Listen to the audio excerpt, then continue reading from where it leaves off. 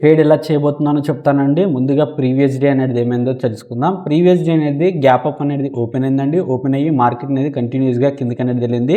ఇక్కడ lower lows తీసుకుంటూ market అనేది వెళ్ళింది కాబట్టి ఇక్కడ చాలా మంది సెల్లర్స్ అనే వాళ్ళు వచ్చుంటారు. ఈ సెల్లర్స్ కి మంచి రీట్రేస్మెంట్ అనేది అయ్యిందండి ఇక్కడ పైకి.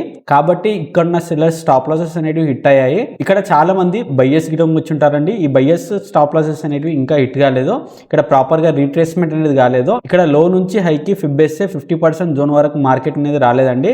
అలాగే ఇక్కడ ఎంతో కొంతమంది సెల్లర్స్ అనే వాళ్ళు వచ్చుంటారండి. ఎందుకంటే లాస్ట్ మూమెంట్ లో కిందికి వచ్చింది కాబట్టి మార్కెట్.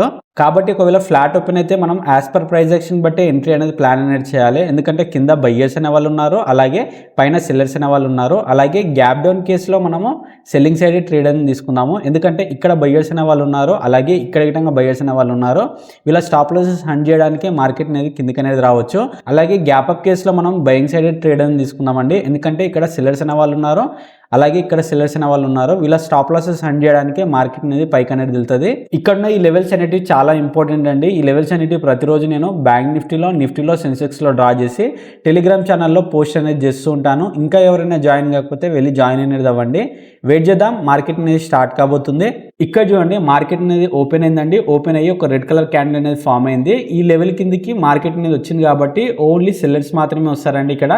కాబట్టి వెయిట్ అనేది చేద్దాము. ఇక్కడ చూడండి మార్కెట్ అనేది మళ్ళీ పైకి వెళ్ళడానికి ట్రై చేస్తుందండి. రీట్రేస్మెంట్ మీద మనం ఎంట్రీ అనేది ప్లాన్ అనేది చేద్దాము. ఇక్కడ చూడండి మార్కెట్ అనేది పైకి రీట్రేస్మెంట్ అనేది అవుతుందండి. ఇక్కడ సెల్లర్స్ ఉన్నారు కాబట్టి హై నుంచి లోకి ఫిబ్బేస్తే 50% జోన్ వరకు మార్కెట్ అనేది రావాలండి. కాబట్టి వెయిట్ అనేది చేద్దాము. ఇక్కడ చూడండి మార్కెట్ అనేది రీట్రేస్మెంట్ అనేది అయిందండి. 50% జోన్ వరకు మార్కెట్ అనేది వచ్చింది. ఇక్కడ ఒక రెడ్ కలర్ క్యాండిల్ చూసి మనం ఎంట్రీ అనేది ప్లాన్ అనేది చేద్దాము. ఒక రెడ్ కలర్ క్యాండిల్ అనేది ఫామ్ అయిందండి. ఇక్కడ నా ఎంట్రీ అనేది ట్రిగర్ అనేది అవుతుంది. 50 పాయింట్స్ అనేది నా స్టాప్ లాస్ అనేది ఉంటుంది. 140 పాయింట్స్ అనేది నా టార్గెట్ అనేది ఉంటుంది. వెయిట్ చేద్దాం, టార్గెట్ లేదా స్టాప్ లాస్ తీసుకోవడానికి ట్రై చేద్దాం. ఇక్కడ చూడండి నాకు ఇండెక్స్ లో టార్గెట్ అనేది హిట్ అయిందండి. కానీ ప్రీమియంలో ప్రాపర్ గా ప్రీమియం అనేది పెరగలేదండి. ఇక్కడ కొంచెం వర్క్ ఉండడం వల్ల కొంచెం ఎర్లీగా నేను ఎగ్జిట్ అనేది అవుతున్నాను. ఇక్కడ మళ్ళీ రీట్రేస్మెంట్ అనేది కావచ్చు, ఎందుకంటే డేలోని బ్రేక్ డౌన్ అనేది చేస్తుంది కాబట్టి మార్కెట్. ఇక్కడ ఏం లేదండి, ఇక్కడ పైన సెల్లర్స్ అనే వాళ్ళు ఉన్నారు. ఈ సెల్లర్స్ కి రీట్రేస్మెంట్ అనేది అయ్యింది. హై నుంచి లోకి ఫిబ్బేస్తే 50% జోన్ వరకు మార్కెట్ అనేది వచ్చింది. కాబట్టి ఇక్కడ ఉన్న సెల్లర్స్ అనే వాళ్ళు వెళ్ళిపోయి ఉంటారు. కాబట్టి ఇక్కడ నేను ఎంట్రీ అనేది ప్లాన్ అనేది చేశాను.